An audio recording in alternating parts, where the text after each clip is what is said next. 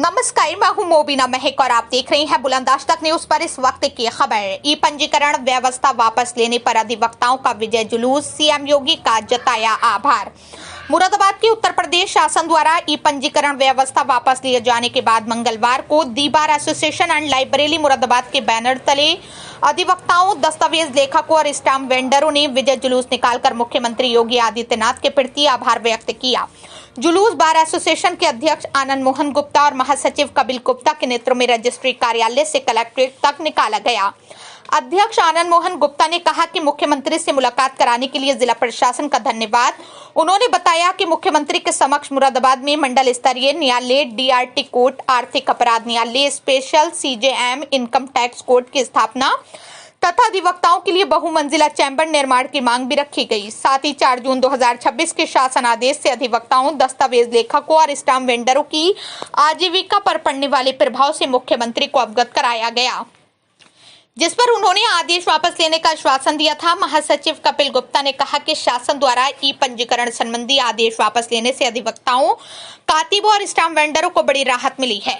इसके साथ ही रजिस्ट्री कार्यालय पर पिछले 17 दिनों से चल रहा धरना प्रदर्शन और हड़ताल समाप्त कर दी गई।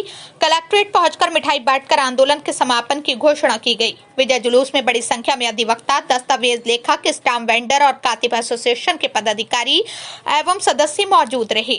मुरादाबाद से शारिक हफीज की आज अधिवक्ताओं द्वारा रजिस्ट्री कार्यालय से जिलाधिकारी कार्यालय तक विजय जुलूस निकाला गया। ये किस उपलक्ष्य में था? ये उपलक्ष्य ये था कि जो सरकार द्वारा एक नोटिफिकेशन जारी किया गया था, जिसके द्वारा ई रजिस्ट्री की व्यवस्था की गई। ई रजिस्ट्री में जो लोग करने का सिस्टम था, उसमें ये पता नहीं था कि क्या लिख दें क्या नहीं लिख दें। वकील या मुंशी जो लिखते हैं, कातिब लिखते हैं, वो सब चीज़ को देख समझ के लिखते हैं। और एक रजिस्ट्री से 5 लोगों का रोजगार जुड़ा हुआ होता है, चाहे वो टाइपिस्ट हो, चाहे वो स्टाम्प वेंडर हो, चाहे वो नक्शा नवीस हो, मुंशी हो, ये बहुत लोगों का इससे जुड़ा हुआ होता है। और वो लोग देख समझ के जिम्मेदारी से करते हैं। वकालत का धंधा बहुत विश्वास का धंधा है। लोग हम पे विश्वास करके आते हैं। ये मैकेनिज्म नहीं है, किसी मैकेनिकल प्रोसेस से ये काम नहीं होता।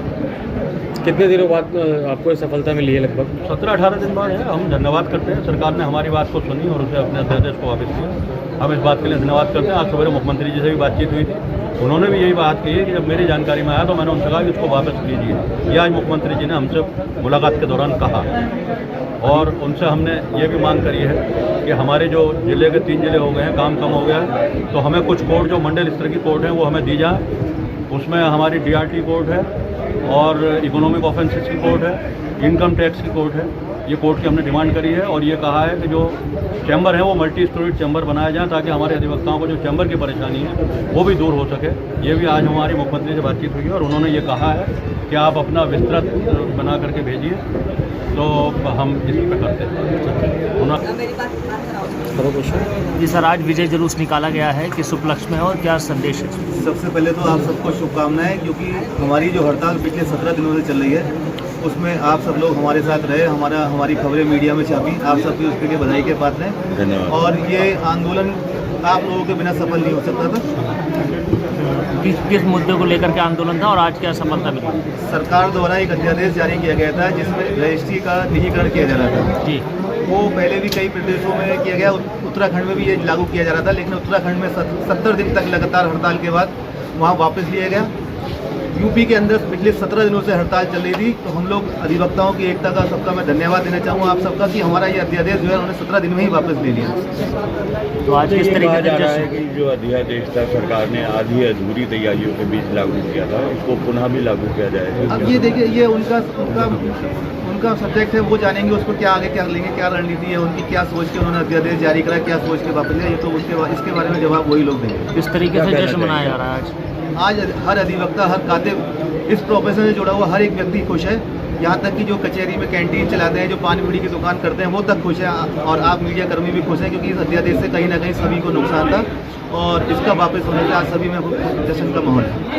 देखिए कि जो लोग मैकेनिकल प्रोसेस अडॉप्ट करेंगे, ज़मीन में डेसिमल में नाप होती है, 1 डेसिमल इधर से उधर कर दिया, उसकी तो लाखों करोड़ों की ज़मीन चली जाएगी। वकील की कोई जवाबदेही नहीं थी, इसलिए इन सब चीज़ों का विरोध करा गया। ये जनता से जुड़ा मुद्दा था, इसीलिए हम लोग तंग थे। सरकार ई स्टाम्प लाया गया था, इसमें आपको जानकारी होगी कई लोगों के खिलाफ FIR लिखी गई, जिन्होंने फर्जी स्टाम्प लगा के जो बेनामे करा दिए गए। उससे भी नुकसान आम जनता को ही हुआ। जिनकी वो रजिस्ट्रियाँ हुई सरकार द्वारा उन्हीं से ही वसूली गई है। इस अध्यादेश से भी कहीं ना कहीं नुकसान जो है आम जनता को।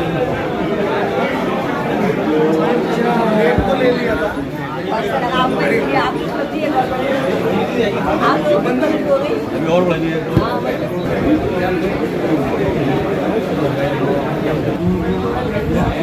सरकार द्वारा जारी अध्यादेश के बहुत नुकसान बारे में अच्छी तरह से नहीं जानते प्राइवेट वाले, और ये कहीं ना कहीं इससे जनता का आहित होता और कुछ लिखा देखा जाए।